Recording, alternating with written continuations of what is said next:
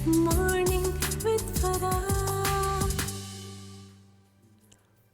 Back ATV morning with फरा में खुश आमदीद। ओपनिंग में भी जैसे मैं जिक्र कर रही थी, आज पूरी दुनिया में हीमोफीलिया के बारे में आगाही का दिन मनाया जाता है। इससे कि ये एक मर्ज़ है, होता ये चंद लोगों को है, हमें भी बात करेंगे क्यों होता है, कैसे होता है, लेकिन इसका फैलाव जो है या इससे जो नुकसानात हैं उसको रोका जा सकता है, क्योंकि ब्लीडिंग डिसऑर्डर है। पूरी दुनिया ने इसके ऊपर बहुत काम किया हुआ है। हमारे यहाँ पर आज तक इसके बारे में ना आगाही है, ना इससे निपटने के लिए मुनासिब इक़दामात या चीज़ें जो चाहिए होती हैं, मेडिसिन चाहिए होती हैं, वो अवेलेबल हैं। आज हम बात करेंगे, मेरे साथ सबसे पहले यहाँ साथ बैठे हुए हैं साद मिनहास। अस्सलाम वालेकुम। वालेकुम अस्सलाम। कैसे हैं साद? अल्हम्दुलिल्लाह ठीक ठाक, आप कैसी हैं? मैं बिल्कुल ठीक। साद का आबाई जो इलाका है वो कश्मीर है। मेरा कश्मीर है, लेकिन इस्लामाबाद में रहते हैं। और साथ जो है वो हीमोफीलिया के पेशेंट हैं। बिल्कुल सही। और डॉक्टर फरवा सजील बैठी हुई हैं। डॉक्टर फरवा हेमाटोलॉजिस्ट हैं आप। Thank you very much for joining and taking time out. और हमारे साथ यहाँ पर हैं साद मिनहास, तो यहाँ पर मोहम्मद फयाज और Jameel Farid. Welcome, thank you very much for joining. वालेकुम अस्सलाम। सो इससे पहले कि मैं आपसे बात करूं डॉक्टर फरवा, आपकी इजाज़त हो तो मैं ज़रा कुछ सुनूं कि क्या है। सो मोहम्मद फयाज, सबसे पहले आप बताइए कि क्या प्रॉब्लम है आपको? मैं हीमोफीलिया का पेशेंट हूँ। ये कब पता चला था आपको? ये बचपन में तकरीबन 2019। हाँ 2019, ठीक है। 8 साल का था, पता लगा था। हाँ।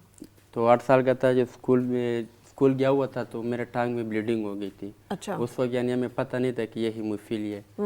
तो हमारे वालिद साहब ने इधर पिम्स हॉस्पिटल लेके आए हैं, उधर एडमिट किए। तो और खून निकला और खून रुक नहीं रहा था? नहीं, ब्लीडिंग हो रही थी, स्वेलिंग हो गई थी। अच्छा। तो वो नहीं ठीक हो रहा था, तकरीबन 1.5 महीना हॉस्पिटल में एडमिट रहा हूँ। अच्छा। तो फिर जब छुट्टी मिली है तो टांग ठीक हो रही थी। तो ये पट जो है ना, ये मसल जो है ये कम हो गए थे, यानी छोटे हो गए थे। अभी चलना सही नहीं कर, लंगड़ा के भी ये पाँव मेरा ख़राब हो गया, लंगड़ा के चलता हूँ। अच्छा, ये 8 साल की उम्र के बाद से? और फिर आपको ये पता चला कि आपको हीमोफीलिया है? जी, यानी 2012 में मुझे पता चला था कि मुझे हीमोफीलिया है। अच्छा। सो जमील, आपका क्या कैसे पता चला? Haemophilia patient factor eight deficiency से हूँ, मंसारा से बिलोंग करता हूँ। मुझे जो सबसे ज़्यादा प्रॉब्लम होती है वो हिप जॉइंट में होती है, और हिप जॉइंट की वजह से ना हमें जो मंसारा से यहाँ इस्लामाबाद पिम्स आना पड़ता है। हमारे जो KPK के अंदर जो ना हीमोफीलिया के बारे में रेफरेंस, आपको पता कब चला था? ये 1992 में डायग्नोज हुआ था। उसके बाद मैं तकरीबन 33-34 साल हो गए इस बीमारी से मैं लड़ रहा हूँ। अच्छा, ठीक है। जिसके मेन इशू इसके इस टाइम पे इसकी अवेयरनेस नहीं है। मैं आपका बहुत बहुत शुक्रिया अदा करता हूँ, हमें यहाँ पे इनवाइट किया, आपका इंतहाई मशकूर है हम। हमें ये कहना चाह रहे हैं कि आप जो है इस चीज़ को हम गवर्नमेंट से अपील करते हैं। हमें सबसे ज़्यादा जो इश्यूज़ आ रहा है वो फैक्टर 8 का आ रहा है। फैक्टर हमें प्रोवाइड नहीं हो रहा, मतलब नहीं मिल रहे।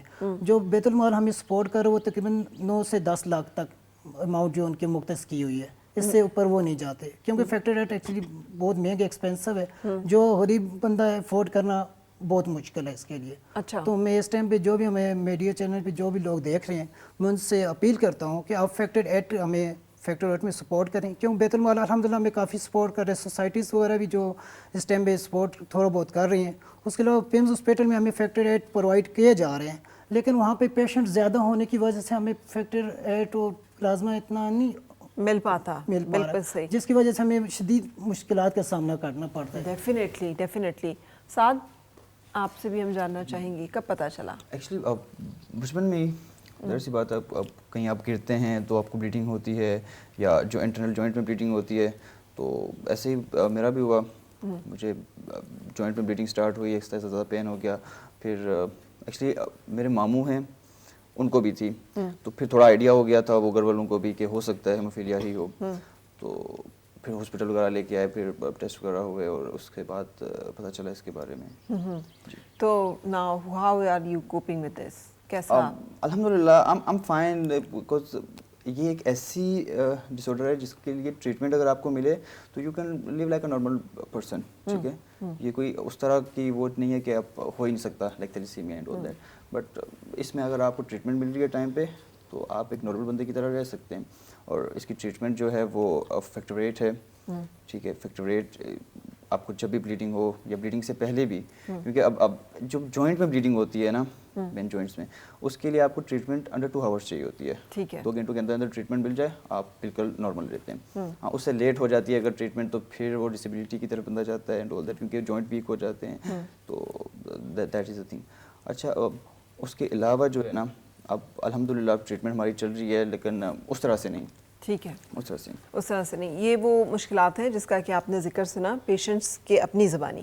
ڈاکٹر فروا, آپ تو ہیماٹولوجسٹ ہیں, سو پہلے سب سے پہلے تو ان تمام مسائل پہ بات کرنے سے پہلے بتائیے کہ ہیموفیلیا ہے کیا بیسکلی, یہ کس مرض کا نام ہے؟ جی فرح, تھینک یو ویری مچ. میں ٹی وی کا بہت شکریہ ادا کروں گی, اتنے امپورٹنٹ ٹاپک پہ آج آپ لوگ ڈسکشن کر رہے ہیں.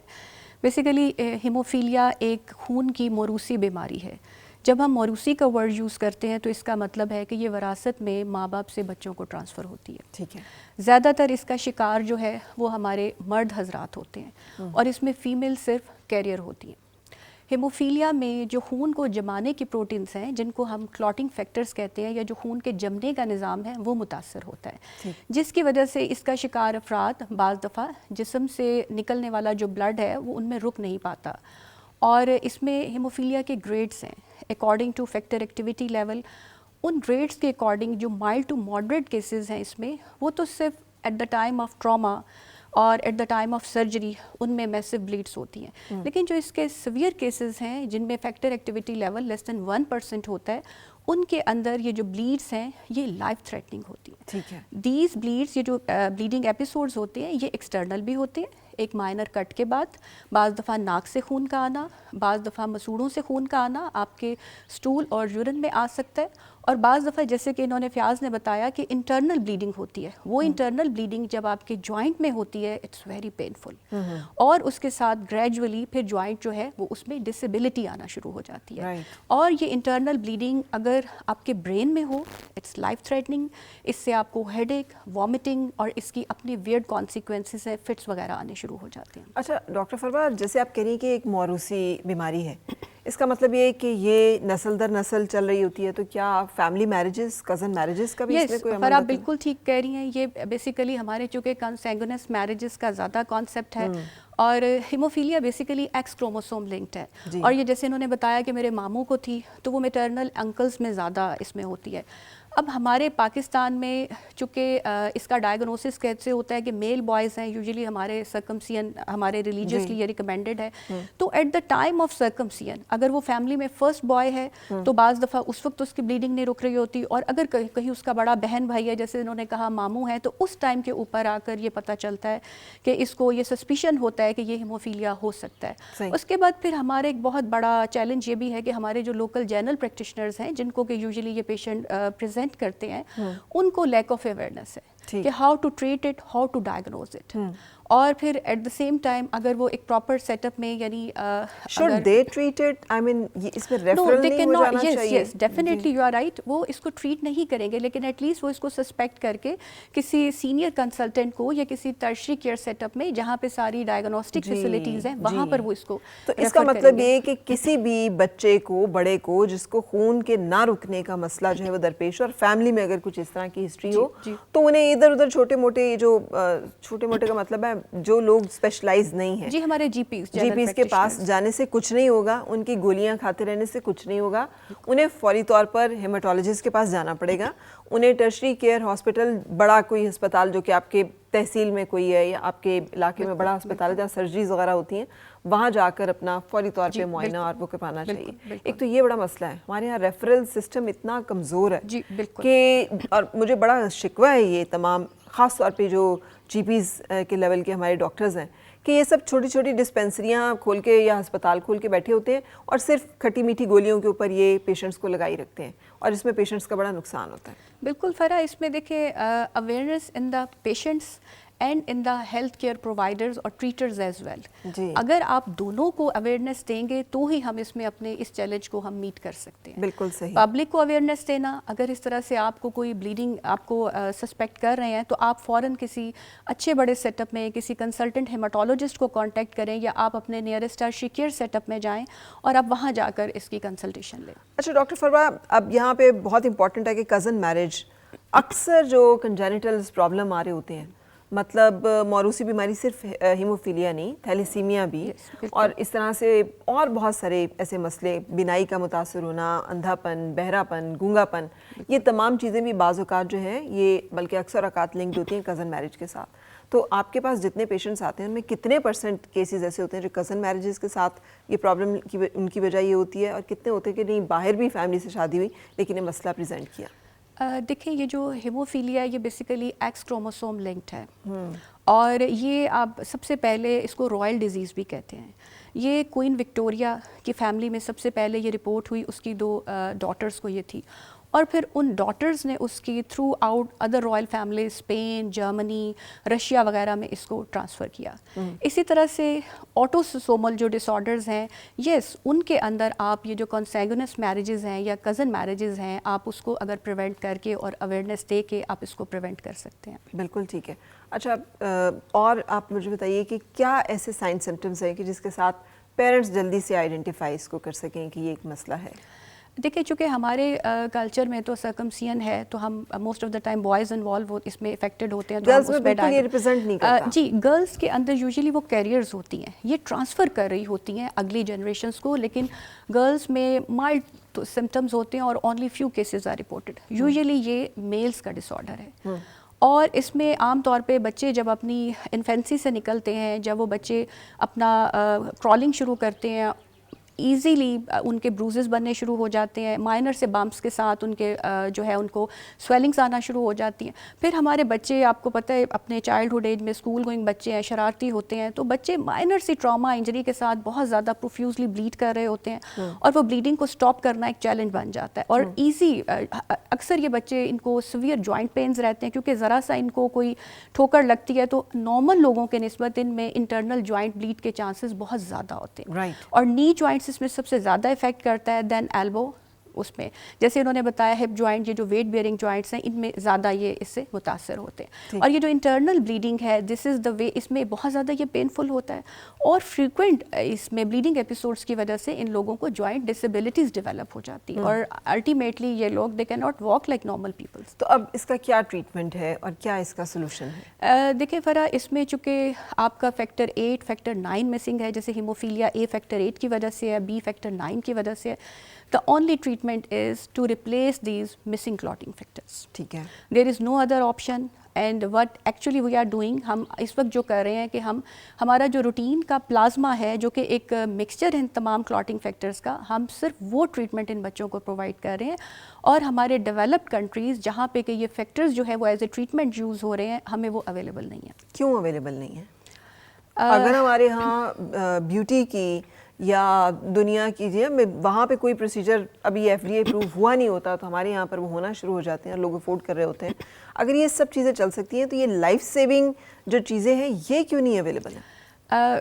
فرا آپ بالکل ٹھیک کہہ رہی ہیں. دیکھیں بیسیکلی اس میں انہیریٹڈ جینیٹک بلیڈنگ ڈس آرڈرس کے اوپر ایک سسٹینڈ گورنمنٹ کی پالیسی ہونی چاہیے، اس کے اوپر کلیئر ٹریٹمنٹ گائیڈ لائنس ہونی چاہیے. پاکستان سوسائٹی آف ہیماٹولوجی کے فورم سے اس کی گائیڈ لائنس جو ہیں وہ ریوائز ہو رہی ہیں، لیکن اس کے اوپر یہ جو پیشنٹس ہیں، اگر اس میں آپ کو پوائنٹ آؤٹ کروں کہ جو میڈیسن ہے اور یہ جو فیکٹر ہے جو ہم اس کی ٹریٹمنٹ کے لیے یوز کر رہے ہیں، اٹس ویری ایکسپینسو. اس کو رائل ڈیزیز کہتے ہیں باہر ویسٹ میں، تو چونکہ کوئن وکٹوریا میں تھی، اور پاکستان میں اس لیے کہ اس کو افورڈ صرف رائل فیملی کر سکتی ہے. ایک فیکٹر اس کی جو کاسٹ ہے جو ڈریب سے رجسٹرڈ ہے around 30K and 2 to 3 ampules may be required in a single patient. 30,000 روپے کا ایک جی جو ڈریب رجسٹرڈ اس وقت فیکٹر اویلیبل ہے پاکستان میں، یہ فیکٹر ڈریب رجسٹرڈ ہیں، لیکن اتنے یہ کاسٹلی ہیں کہ they are beyond the reach of our ordinary patients, عام بندے کے تو پہنچ سے باہر ہے. بالکل. اور اس میں میری جو سجیشن ہے وہ یہ کہ جتنے ہمارے ٹرشری کیئر سیٹ اپس ہیں وہاں پر یہ جو فیکٹر کنسنٹریٹس ہیں ان کو لائف سیونگ ڈرگس کی لسٹ میں شامل کریں، تاکہ جب کوئی بلیڈنگ پیشنٹ آپ کے پاس ایمرجنسی میں پریزنٹ کرے آپ فوراً ان کو یہ فیکٹر کنسنٹریٹس جو ہیں وہ پرووائڈ کریں. اور اگر یہ لائف سیونگ ڈرگ کی لسٹ میں آ جاتے ہیں تو ہمارے ٹرشری کیئر سیٹ اپس کے اندر، تو یقیناً یہ پھر ان پیشنٹس کو اویلیبل ہوں گے. مجھے نا یہ سن کے بہت افسوس کے ساتھ یہ کہنا پڑا ہے کہ لائف سیونگ میں تو اینٹی وینم بھی ہے، اور بہت سارے ٹرشری کیئرز پہ آپ جائیں تو اینٹی وینم تک جو ہے وہ اویلیبل نہیں ہوتا. یہ اسلام آباد، لاہور، ان بڑے ہسپتالوں میں بھی آپ چلے جائیں اور ابھی جا کے چیک کریں کہ اینٹی وینم ہے پڑا ہوا، تو کئی دفعہ آپ کو پتہ چلتا ہے کہ اینٹی وینم نہیں ہے. اور چھوڑ دیں آپ کے پنجاب، دور دراز سندھ، بلوچستان کے علاقوں میں کیا حال ہوگا. تو یہ تو بہت ہی خطرناک قسم کی صورتحال ہے. اس تمام صورتحال کے ساتھ زندگی جو ہے وہ کیسی ہے، بات کرتے ہیں اس پہ، لیکن اس سے پہلے ہمیں ایک بریک کے لیے رکنا ہے.